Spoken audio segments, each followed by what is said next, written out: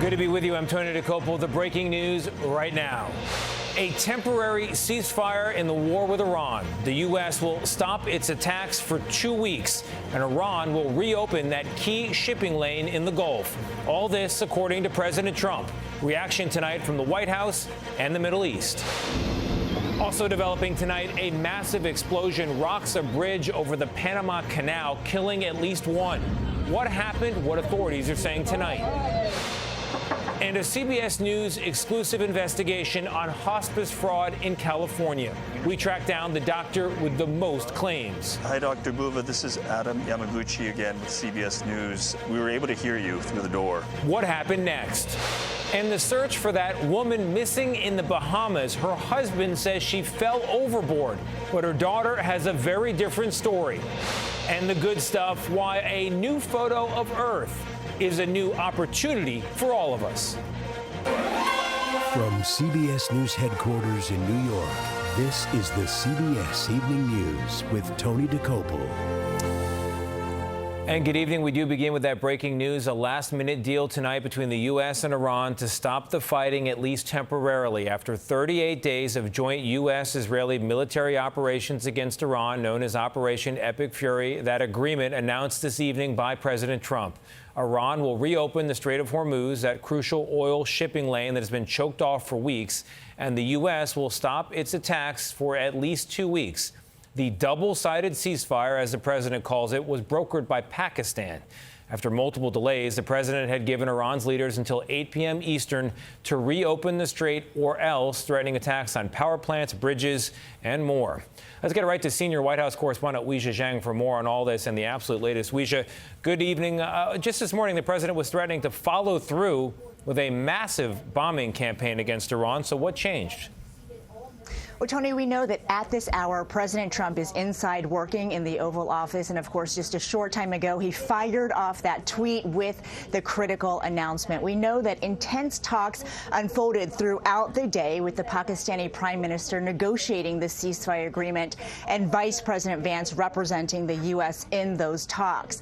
The president made clear that his top priority for any agreement was reopening the Strait of Hormuz. He said Iran has agreed to the complete, immediate, and safe opening of the strait, and that's why he agreed to suspend the bombing and attack of Iran for a period of 2 weeks. As you mentioned, he is calling this a, quote, double-sided ceasefire.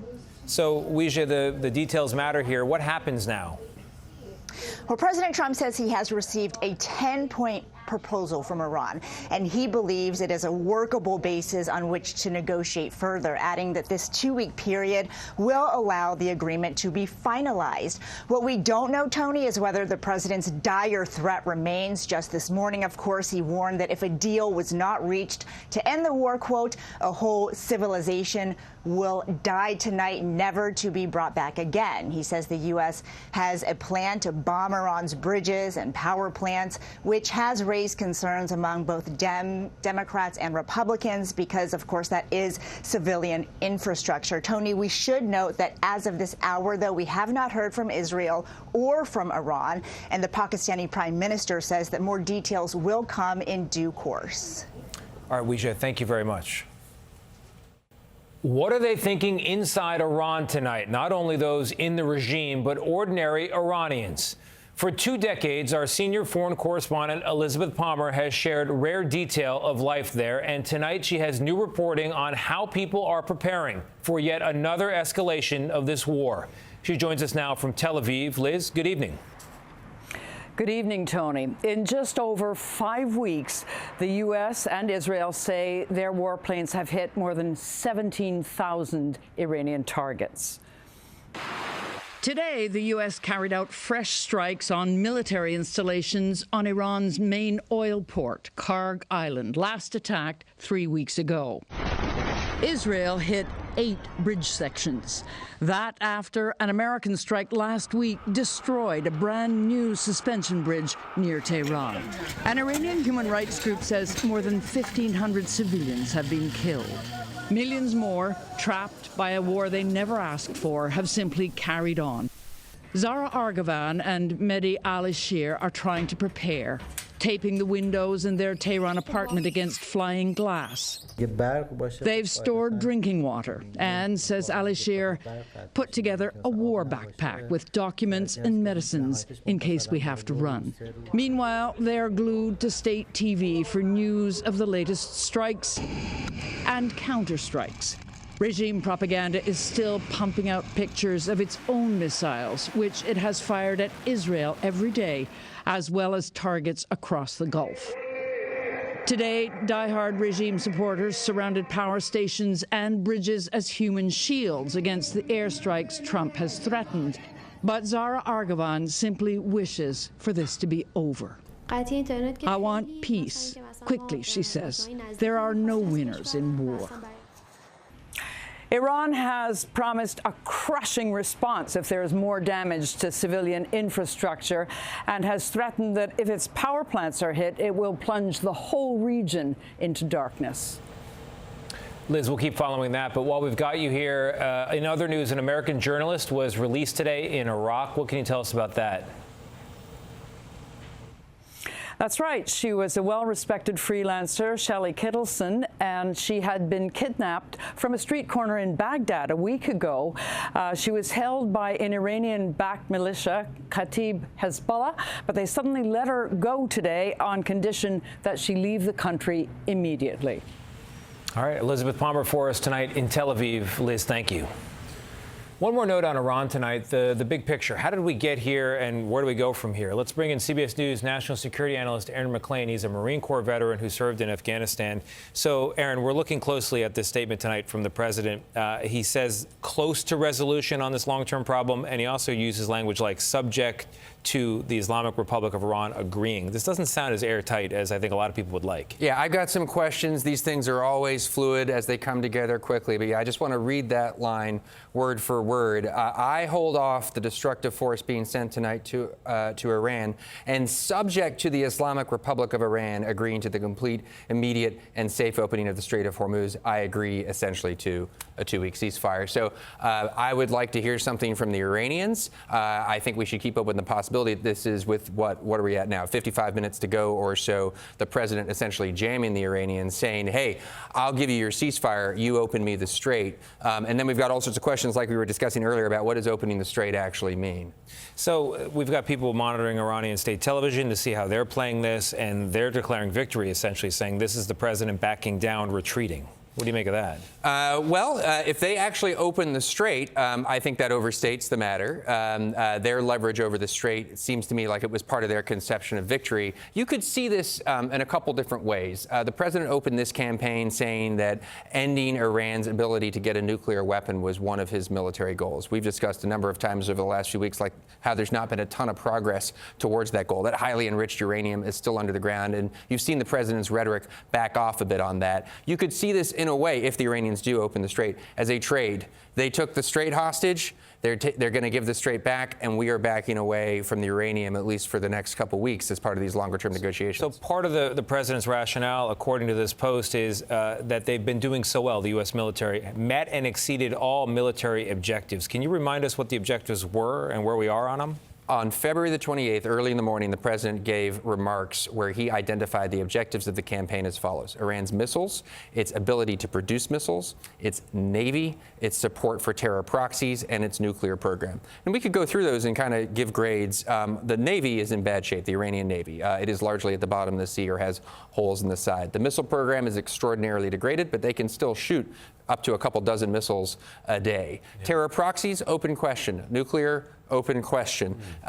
Infrastructure pretty badly damaged. But then the Strait of Hormuz, which was not a goal of the campaign at the outset, suddenly became this central issue because by seizing it, Iran essentially took the whole global economy hostage. Yeah. Well, we're going to keep monitoring it. For now, though, it seems like there is a ceasefire subject to quite a bit. Aaron McLean, thank you very much. Appreciate it.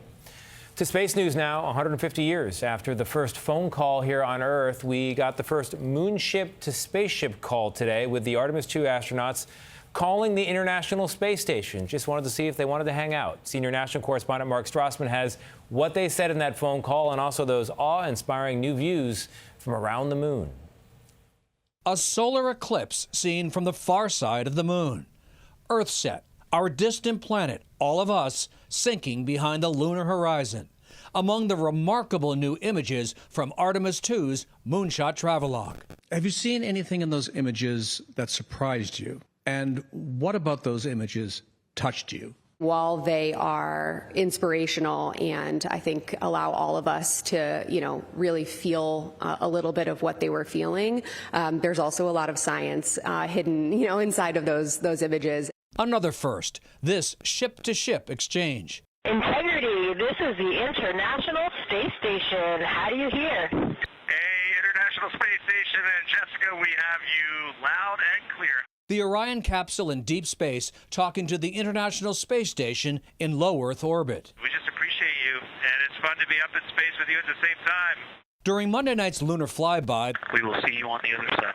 The Orion capsule disappeared behind the moon's far side. Roughly 40 minutes of radio silence. And then they were back. It is so great to hear from Earth again. Everyone, including President Trump, has so many questions. What is the most unforgettable part of this really historic day? Seeing all the sights that we've seen from Earth for all of our lives, but we're seeing them from a different perspective. Sights that no human has ever seen before, not even in Apollo, and that was amazing for us. Tony, it's a 4-day trip home to Earth for this crew. Splashdown will be Friday off the coast of San Diego, and weather conditions look favorable. Tony? It's good news. Mark Strassman for us in Houston. Mark, thank you very much. Acting Attorney General Todd Blanche announced today a widening federal crackdown on fraud covering multiple areas, including healthcare, tax, and corporate fraud. And amid an ongoing CBS News investigation into hospice fraud, Blanche called the problem the purest form of stealing from the American people's pockets. Here's what happened when CBS News correspondent Adam Yamaguchi tracked down a doctor whose practice raised multiple red flags. The state of California says that if a doctor is involved with any more than even just a few hospices, it is a sign of potential fraud. At the heart of the industry are doctors trusted to approve care, but one stands out. His name appeared on claims from 126 hospices, and he had 60% more in Medicare reimbursements than the next closest doctor in 2024, the last full year of available data. Dr. Rajiv Buva. We wanted to ask Dr. Buva how he managed to work for so many different providers. So we followed a trail of hospice offices across the LA basin linked to his name. $71 million in Medicare claims in 2024. We understand that Dr. Rajiv Buva is the medical director here. We're just trying to get some information about him. He's not? No. Was he at some point? Yes, he was. But you're telling me he no longer is associated with you guys? No. Was he at some point? Thank you. In California, a hospice doctor cares for an average of 140 patients in a year. In 2024, claims with Buva's name were submitted for nearly 2,800 terminally ill patients. There's no reason to think that that's legitimate. Dr. Christina Newport, a hospice physician of 18 years, says there are several reasons why one doctor could be linked to so many patients. One of those reasons, identity theft. They, would have a superhuman schedule to do that in a meaningful way. We reached out a number of times to Dr. Buva, but couldn't connect. So we headed to his home. He talked with us off camera, but wanted to see our data. Hi, Dr. Buva. This is Adam Yamaguchi with CBS News. We were able to hear you through the door. We brought that information to Dr. Buva, but he refused to answer the door. We're still waiting to talk to him. Adam Yamaguchi, CBS News, Los Angeles. Still ahead on the broadcast tonight, the daughter of an American woman missing in the Bahamas is now talking what she had to say. Also, a massive explosion at the Panama Canal sent drivers speeding away. What caused it? We'll tell you.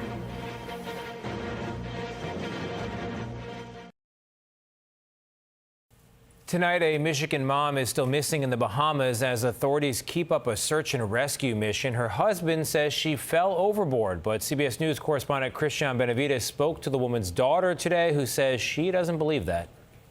The desperate search in the Bahamas for Michigan mother Lynette Hooker, who went missing during a nighttime boat ride with her husband Brian Hooker, has entered day 3.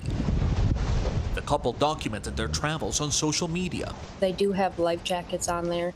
They just don't wear it when they're on it. Speaking to CBS News, Carly Aylesworth, Lynette's daughter, says the two had a rocky relationship. From what I've heard from my grandma, their relationship has been a lot of fighting and drinking lately. So I'm just kind of questioning what actually went on in that dinghy.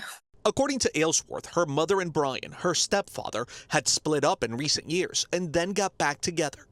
Royal Bahamian police say Brian told investigators Lynette fell over from an 8-foot hard-bottom dinghy with the keys to the boat and was carried away by strong rip currents.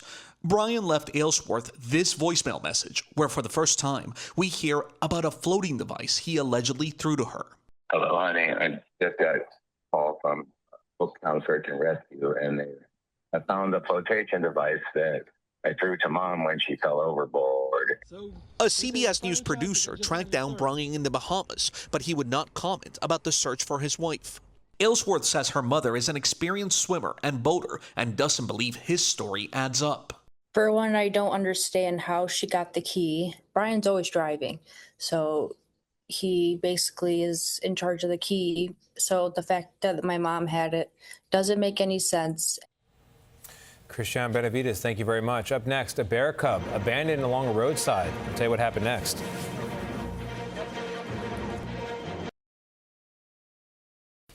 Tonight, a school bus driver in Florida is out of a job and under arrest for child neglect after she failed to stop at a railroad crossing and a freight train clipped her bus. Inside the bus, kids screamed and cried as the train passed very closely by. The driver, who had all good evaluations before this, allegedly muttered, quote, "Not gonna stop for no train." A fuel tanker exploded along the Panama Canal Monday, igniting a huge cloud of fire and smoke under the Bridges of the Americas, which spans the canal. A few vehicles barely escaped the blaze. And here's some video taken by a passenger on a bus on the bridge as trouble rolls in. Down on the ground, a worker died in the blast, according to police, and the bridge is closed for inspection. A state trooper in New Jersey got a different kind of call for help last week. A baby bear was alone in a roadside ditch, dangerously close to cars, no mama bear in sight. The officer was able to scoop up the cub, who screamed, as you can hear, in protest, and carry it to safety. The cub is now safe with a state environmental agency. Up next, the good stuff, how a mission around the moon gives life on Earth a new perspective. This portion of the CBS Evening News is sponsored by Liberty Mutual Insurance. Only pay for what you need.